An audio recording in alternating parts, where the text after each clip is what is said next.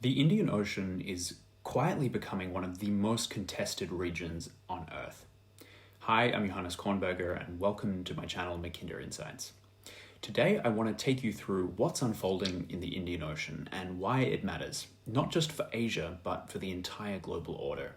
First, I'll tackle why the Indian Ocean is important, why is it important strategically, why is it important to different countries, and then I'll go through those countries, different groups of countries that have a stake in Indian Ocean geopolitics.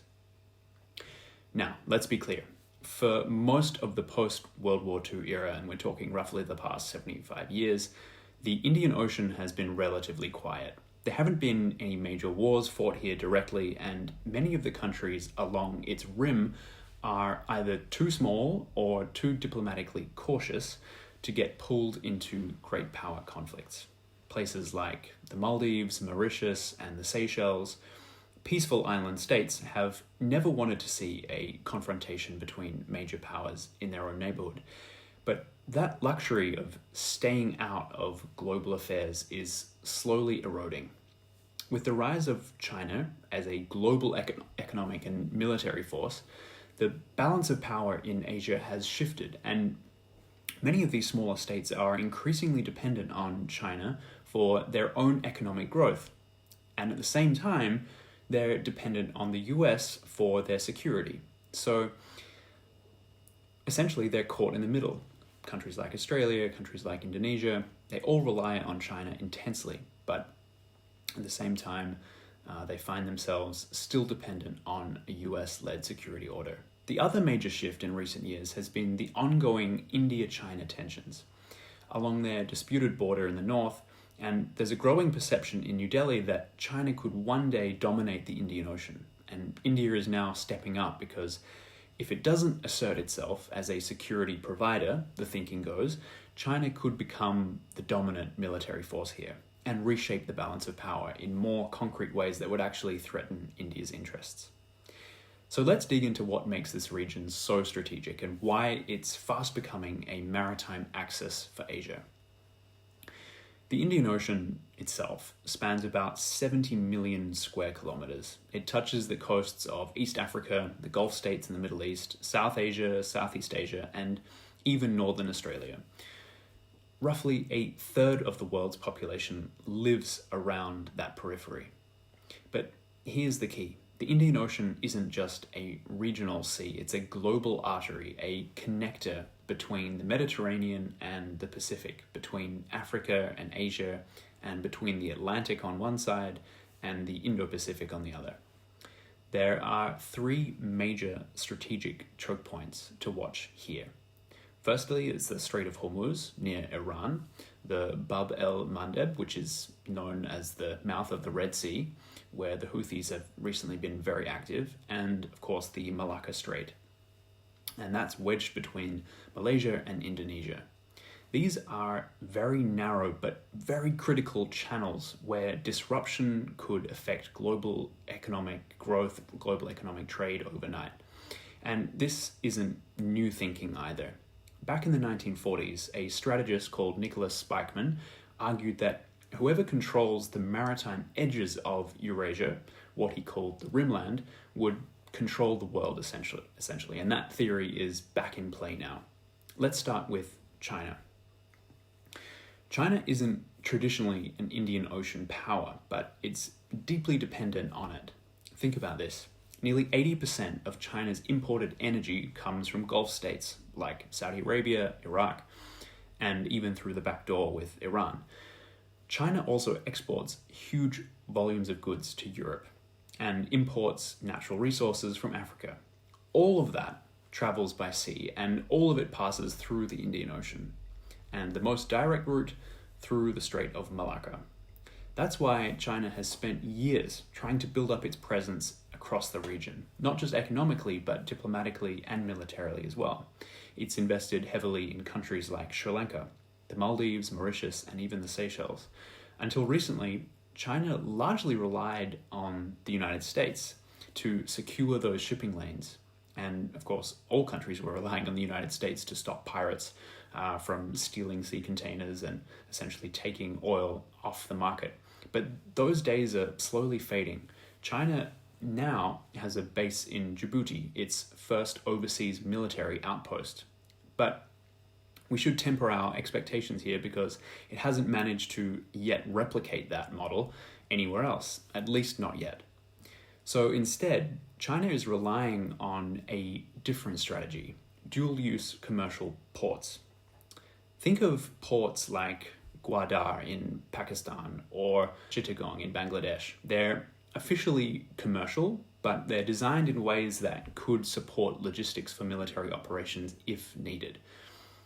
China's naval strategy now explicitly includes what it calls open seas protection, safeguarding its overseas interests. But here's the catch.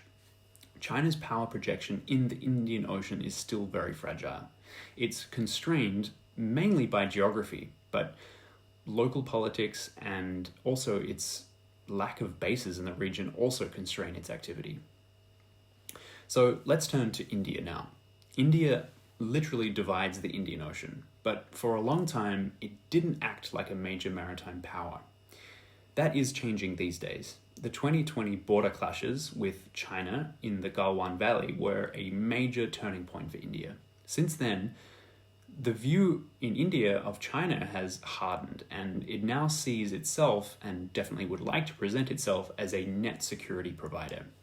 And it's starting to behave like that as well. India has expanded its naval presence, especially from its forward base in the Andaman and Nicobar Islands, and its deepened cooperation with the Quad, that's India, the US, Japan, and Australia, and it's promoting its own infrastructure initiative, the India Middle East Europe Corridor, or IMEC, as a counterweight to China's Belt and Road Initiative. But India still faces limitations as well. Unlike China or the US, India does not have a defense alliance structure to lean on. It doesn't have the economic clout yet to build influence at scale. So for now, it seems to be hedging. It's acting more assertively, but still cautious. Geography, unlike China, is India's biggest asset. But on the influence side, that depends on how far Delhi is willing to project power beyond its shores. So, on to the biggest but most farthest player, the United States. The US doesn't rely on Indian Ocean trade routes in the same way that China does. But militarily, it's still the dominant force. The key hub here is an island called Diego Garcia. Technically, it's a UK territory, or was, until it gave up its claim on that archipelago, and essentially it's been transferred to local ownership. But the joint US-UK military base that is on Diego Garcia in the Chagos archipelago still remains there and is still run by the US and the UK. From there, the US can essentially project power across the Middle East and into Asia. Washington has also a rotational presence in Bahrain, in Djibouti, in Oman, Qatar, and a few other locations as well. Its strategic posture is shifting away from counterterrorism and towards deterring China.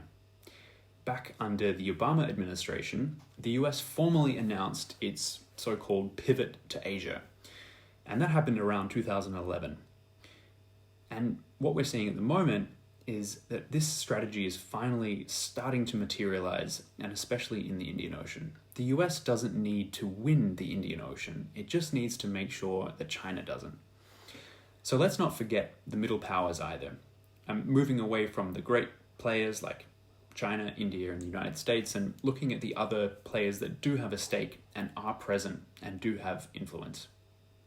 Let's start with France. France considers itself a resident power here, with territories like Réunion and Mayotte, and it's even projecting a naval strike group into the Indian Ocean in 2025. And moving on to the UK, it also hosts the Diego Garcia base, and it's stepping up its role through AUKUS and its broader Indo-Pacific tilt. Indonesia is also another critical player as well, and it is the only country that kind of controls all of those really, really intricate and critical choke points through into the South China Sea. for example, the Strait of Malacca, Sunda, and Lombok. They are all vital shipping lanes, and it's carefully balancing its economic ties with China on one side and its security needs on the other. And we shouldn't forget also about the other side, the western side of the Indian Ocean, the global south. Africa is becoming increasingly important as well. Countries like China, India, and the United Arab Emirates, even Turkey, are racing to fund port projects across East Africa, especially in places like Tanzania and Mozambique. Even in the Gulf states as well, they're getting involved, and they want to have access to Red Sea real estate.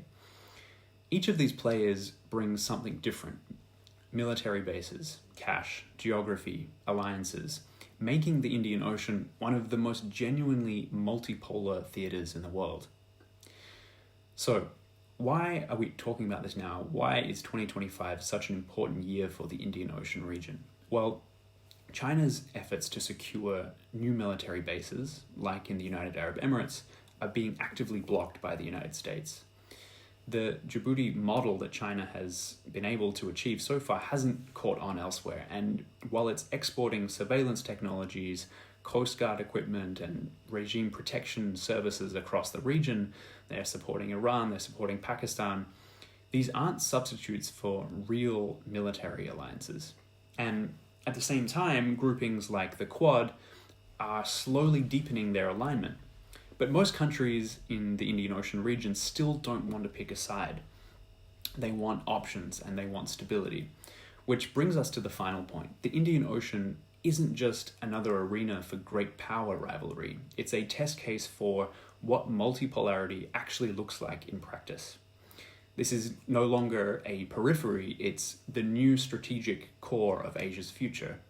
And in the next major crisis, whether that be in Taiwan or Iran or somewhere else, the outcome may well depend not just on who has the best weapons, but who controls the supply lines through the Indian Ocean. Thanks for watching, and if you found this useful or interesting, subscribe to Mackinder Insights, and I'll see you next time. Thank you very much.